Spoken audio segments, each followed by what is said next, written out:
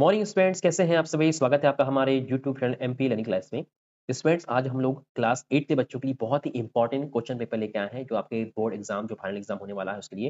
ये social science का Hindi medium के सेट ए है। इसके पहले हमने आपके लिए जो इंग्लिश मीडियम के स्टूडेंट्स हैं उनके भी प्रोवाइड कर दिया था। अगर आप इंग्लिश मीडियम के बच्चे हैं तो आप इस वीडियो की लिंक पे जाकर उस वीडियो को देख सकते हैं। चलिए देखते हैं हम लोग बोर्ड एग्जाम प्रैक्टिस पेपर जो है क्वेश्चन पेपर सेट ए क्लास 8 के स्टूडेंट के लिए स्पेशल। ठीक है, इसमें देखेंगे हम लोग ये जो क्वेश्चंस आंसर से सेम जो पैटर्न रहेगा आपके एग्जाम के पर्पस का रहेगा और बहुत सारे क्वेश्चंस इसमें से आने की पूरी संभावना है। क्वेश्चन फर्स्ट देखते हैं, भारत में सर्वोच्च न्यायालय की स्थापना कब हुई थी। ऑप्शन में दिया है आपका 15 अगस्त 1947, 26 जनवरी 1950, 15 अगस्त 1937 या फिर 26 जनवरी 1949। तो सही आंसर का जाएगा आपका ब नंबर का जाएगा 26 जनवरी 1950 को हो जाएगा। ठीक है, आपका फर्स्ट ये ब नंबर का सही जाएगा। चलिए क्वेश्चन नंबर सेकंड नंबर का, गोल्डन फाइबर का अर्थ है। ऑप्शन में दिया चाय, कपास, जूट या इनमें से कोई नहीं। सही आपका क्या जाएगा, सी जाएगा इसमें जूट। ठीक है, जूट को बोलते हैं गोल्डन फाइबर कहते हैं। क्वेश्चन नंबर थर्ड, जनजाति भाषाओं में संथाली भाषी लोग हैं। ऑप्शन में दिया सर्वाधिक, अधिक या फिर संतुलित या फिर कम। तो क्या जाएगा आपका इसमें ए जाएगा सर्वाधिक है। ठीक है, क्वेश्चन नंबर 4 देखते हैं, जल संबंधी बीमारियों के कारण 1600 से अधिक भारतीयों की मृत्यु हो गई। ऑप्शन में दिया है प्रति सप्ताह, प्रतिदिन, 2 सप्ताह की अवधि में, प्रत्येक माह। क्या जाएगा आपका प्रतिदिन लगभग 1600 जो है भारतीयों की मृत्यु हो जाती है। क्वेश्चन देखते हैं हम लोग फिफ्थ नंबर का दिया है, निम्नलिखित में से कौन सा क्षेत्र उपजाऊ मैदानों के कारण घनी आबादी वाला है। ऑप्शन में दिया भारत में गंगा का मैदान, मिस्र में नील नदी का मैदान या उपरोक्त दोनों या इनमें से कोई नहीं। क्या जाएगा आपका सी जाएगा उपरोक्त दोनों, जिसमें आपका उपरोक्त दोनों मतलब आपका भारत में गंगा का मैदान और मिस्र में नील नदी का मैदान दोनों ही क्या है, घनी आबादी वाले क्षेत्र है। चलिए देखते हैं क्वेश्चन नंबर 6 नंबर क्या दिया है, निम्न में से कौन सा औद्योगिक क्षेत्र भिन्न है। तो ऑप्शन में दिया है मुंबई पुणे समूह, पूर्वोत्तर अमेरिका, हुगली क्षेत्र या फिर छोटा नागपुर औद्योगिक क्षेत्र। क्या जाएगा आपका इसमें बी नंबर का, जो पूर्वोत्तर अमेरिका है ये थोड़ा सा अलग है, बाकी हमारे साथ ये इंडियन है, इंडिया के हैं जो औद्योगिक क्षेत्र कहलाते हैं। ठीक है, चलिए क्वेश्चन नंबर देखते हैं हम लोग नेक्स्ट क्या दिया हुआ है अब आपका 7 नंबर का, ब्रिटिश सरकार ने 1856 में विधवा पुनर्विवाह के पक्ष में एक कानून पारित किया। उस प्रसिद्ध भारतीय सुधारक का नाम बताइए जो इसके पक्ष में था। ठीक है, तो ऑप्शन दिया है राजा राममोहन राय, स्वामी दयानंद, ईश्वर चंद्र विद्यासागर या फिर ताराबाई सिंधे। क्या जाएगा आपका ईश्वर चंद्र विद्यासागर जी थे इसके पक्ष में थे। ठीक है, चलिए क्वेश्चन देखते हैं हम लोग 8 नंबर का दिया है, मुर्शिद कुली खान निम्नलिखित में से किसका नवाब था। तो ऑप्शन में दिया है कर्नाटक का, बिहार का, बंगाल का या फिर अवध का। तो क्वेश्चन नंबर 8 का जो है सही आंसर क्या है, सा जाएगा बंगाल का। मुर्शिद कुली खान जो था कहाँ का नवाब था, बंगाल का नवाब था। क्वेश्चन नंबर 9 का दिया देखिए, हजारीबाग के संथाल लोग क्या कार्य करते थे। तो ऑप्शन दिया है मधुमक्खी पालन, रेशम उत्पादन, मुर्गी पालन या इनमें से कोई नहीं। तो क्या करते थे वो लोग, रेशम उत्पादन करते थे। ठीक है, इसको हम सेरिकल्चर बोलते हैं। क्वेश्चन नंबर 10 देखते हैं, संघवाद से तात्पर्य है। तो संघवाद से तात्पर्य में क्या ऑप्शन दिए हैं, देश में एक से अधिक स्तर की सरकार का होना, देश में एक ही स्तर की सरकार होना, देश में 2 स्तरीय सरकार होना या फिर एक का अस्तित्व आधिकारिक शासन। क्या जाएगा इसमें, देश में एक से अधिक स्तर की सरकार होने को कहलाता है संघवाद कहलाता है। चलिए क्वेश्चन नंबर 10 हो जाता है। अब देखते हैं नेक्स्ट क्वेश्चन जो आपके रहेंगे, आपके लघु उत्तरीय प्रश्न रहेंगे जो कि 11 से लेकर 20 तक रहेंगे। ठीक है, चलिए क्वेश्चन देखते हैं 11 नंबर का दिया है, उद्योग शब्द का अर्थ क्या है। तो आपको इसका आंसर है उद्योग आर्थिक गतिविधियों से संबंधित जो वस्तुओं के उत्पादन, खनिजों के निष्कर्षण या फिर सेवाओं के प्रावधान से संबंधित है, जैसे कि एग्जाम्पल आपको पता है। क्वेश्चन नंबर 12 देखते हैं क्या दिया है, आदिवासी समुदाय बड़ी रियासतों और रियासतों के अधीन क्यों नहीं रहे। ठीक है, बड़ी रियासतें और छोटी रियासतों के अधीन क्यों नहीं रहे। तो क्या जाएगा इसका आंसर, जनजातीय समुदायों में वनों से आच्छादित विशाल भूभाग के बारे में जबरदस्त ज्ञान था। ठीक है, इन इलाकों में इनकी गहरी पेड़ थी, वनों पर उसका पूर्ण अधिकार था, इसलिए आदिवासी बड़ी रियासतों या फिर रियासतों के अधीन नहीं रहे। ठीक है, ये आपका आंसर हो जाएगा। क्वेश्चन नंबर देखते हैं 13 क्या दिया है, खाद्य सुरक्षा से आप क्या समझते हैं।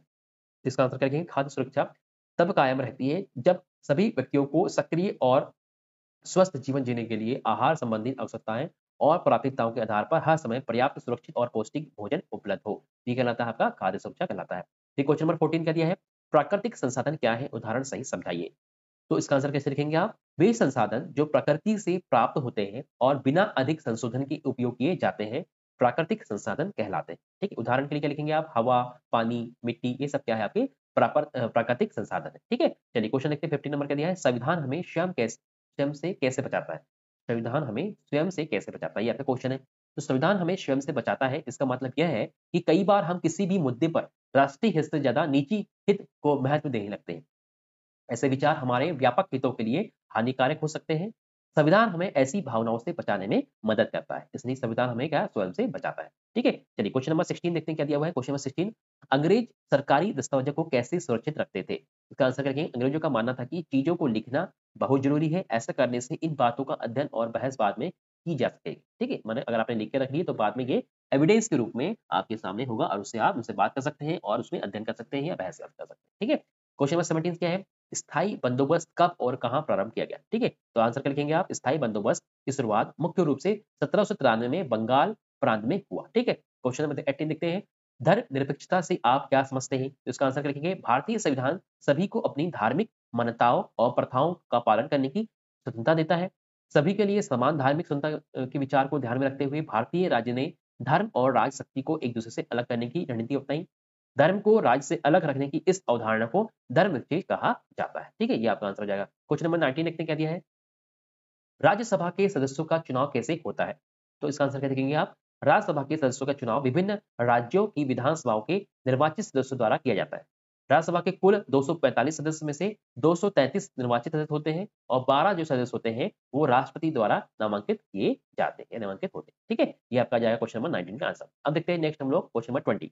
क्या दिया है? सैनिक समुद्र पार करने में क्यों झिझकते थे? तो इसका आंसर क्या लिखेंगे आप? सैनिक समुद्र पार करने के कतराते थे या झिझकते थे क्योंकि उन दिनों लोगों में यह धारणा थी कि यदि वे समुद्र पार करेंगे तो उन्हें अपना धर्म और अपनी जाति खोनी पड़ेगी। ये आपका का आंसर हो जाएगा।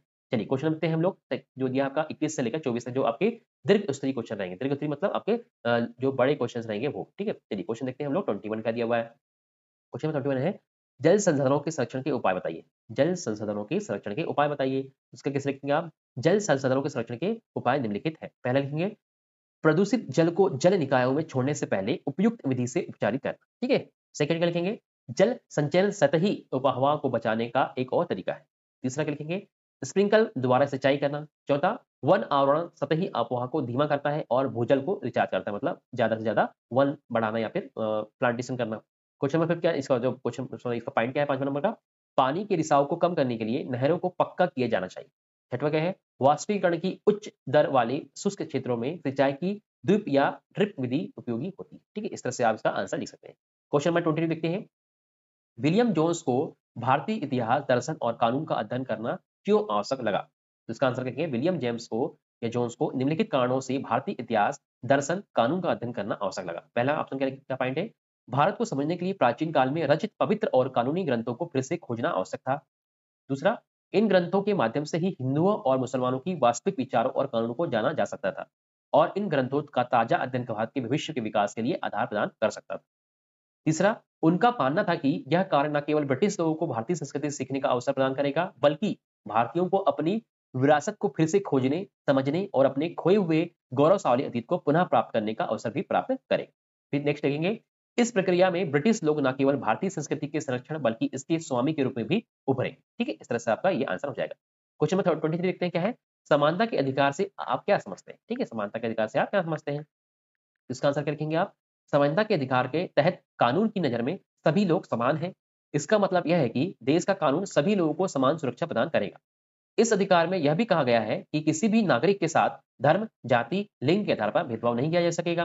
सभी को खेल के मैदानों, होटलों, दुकानों आदि जैसे सार्वजनिक स्थानों पर तक समान पहुंच का अधिकार होगा।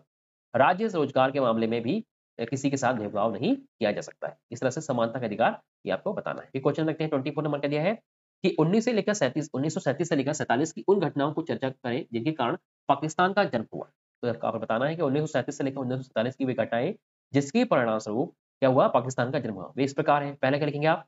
1930 में के दशक में मुस्लिम जनता को एकजुट करने में कांग्रेस की विफलता ने भी लीग को अपना सामाजिक आधार बढ़ाने में मदद की। ठीक है, दूसरा क्या लिखेंगे आप? 1940 के दशक की शुरुआत में जब अधिकांश कांग्रेस नेता जेल में थे, लीग ने अपना प्रभाव फैलाने के लिए तेजी से प्रयास किया। ये तीसरा क्या लिखेंगे? द्वितीय विश्व युद्ध के बाद अंग्रेजों ने भारतीय स्वतंत्रता के लिए कांग्रेस और लीग से बातचीत शुरू की। वार्ता असफल रही क्योंकि लीग ने इस बात पर जोर दिया कि उसे भारतीय मुसलमानों का एक मागर प्रतिनिधि माना जाए। कांग्रेस ने इस दावे को स्वीकार नहीं किया। ठीक है, फिर क्वेश्चन नंबर इसका जो पॉइंट लिखेंगे तो लिखेंगे चौथा नंबर का 1946 के प्रांतीय चुनाव में मुस्लिमों ने आरक्षित सीटों पर लीग को अभूतपूर्व सफलता मिली। इस कारण लीग पाकिस्तान की मांग पर अड़ी रही। फिर देखते हैं 5वां नंबर क्या दिया है? मार्च 1946 में ब्रिटिश कैबिनेट मिशन प्रस्ताव के कुछ प्रावधानों पर कांग्रेस और मुस्लिम लीग को सहमत नहीं कर सका। फिर छठवां क्या लिखेंगे आप? लीग ने 16 अगस्त 1946 को प्रत्यक्ष कार्रवाई दिवस मनाने का आह्वान किया। इस दिन कलकत्ता में दंगे भड़क उठे और मार्च 1947 तक उत्तर भारत के विभिन्न हिस्सों में हिंसा फैल गई। इस तरह से आपके 6 पॉइंट आप लिखेंगे जो 1937 से लेकर 1947 तक के लिए जो मैंने क्या-क्या घटनाएं रही जिससे पाकिस्तान को जन्म हुआ, इसके ऊपर आपको लिखना है। ठीक है? इस तरह से आपके जो जो आपके मेन एग्जाम जो क्वेश्चंस आंसर आते हैं सेम वही पैटर्न में आपको हमने ये एक प्रैक्टिस पेपर, मॉडल पेपर आपको प्रोवाइड किया है। बहुत ही इंपॉर्टेंट पेपर है आपके एग्जाम पर्पस के लिए, तो आपको जरूर एक बार देखना है, इनको क्वेश्चंस को याद कर लेना है अपने मेन एग्जाम के लिए और लिख भी लेना है। तो ये वीडियो आपको कैसा लगा हमें कमेंट बॉक्स में बताइए। वीडियो को लाइक करिए, शेयर करें अपने फ्रेंड्स को, चैनल को सब्सक्राइब जरूर कर दीजिए ताकि इसके आने वाले जो वीडियोज़ है आपके एग्ज़ाम के पर्पज़ के लिए आपको तुरंत मिल जाएँगे। तो वीडियो देखने के लिए बहुत-बहुत धन्यवाद। Thanks for watching.